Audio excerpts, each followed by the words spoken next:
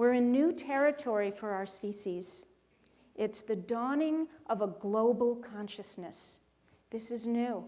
It's brought on by many things, travel, the internet, but more than anything, it's being brought on by the threats to our shared home.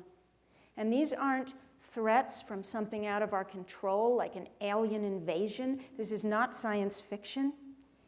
It's true and it's pressing, and there's no one else to pass the buck to. It's ours. And if opportunity comes embedded in crisis, we got a really great opportunity in front of us. And there are good signs, hints, that people are waking up to this new opportunity. But our society is still organized around an old myth. So we have a lot of changing to do. We have to change the bedrock of that myth. About 50,000 years ago, our earliest ancestors, the Cro-Magnon people, began painting mythology on the walls of the caves.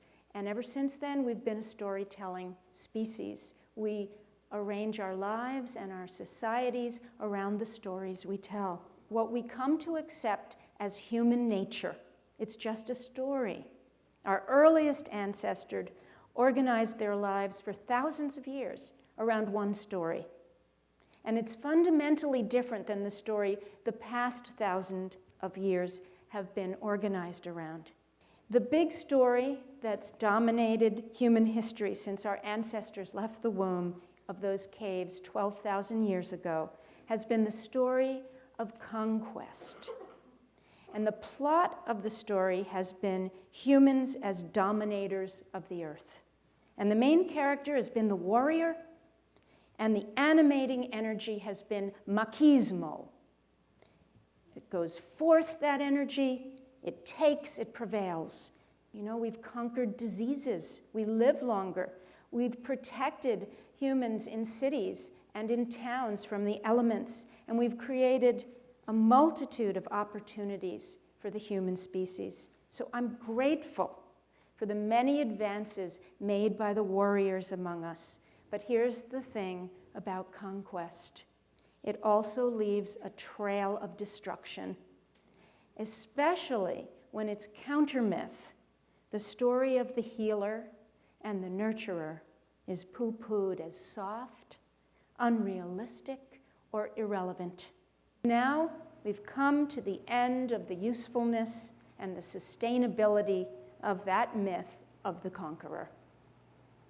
A new one is rising, one we may not see fully realized in our times, but one we must help write for our children and grandchildren and generations to come.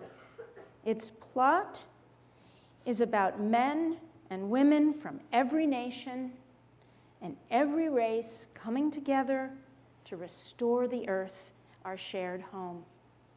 Where the arc of the dying myth has been humans as dominators, the new myth is about humans as collaborators. Where the main character has been the warrior, now it is the restorer. What if caring for these kinds of issues were seen as a sign of virility? And if the resources and respect granted now to the warrior were granted to the people with the most high levels of emotional and spiritual intelligence?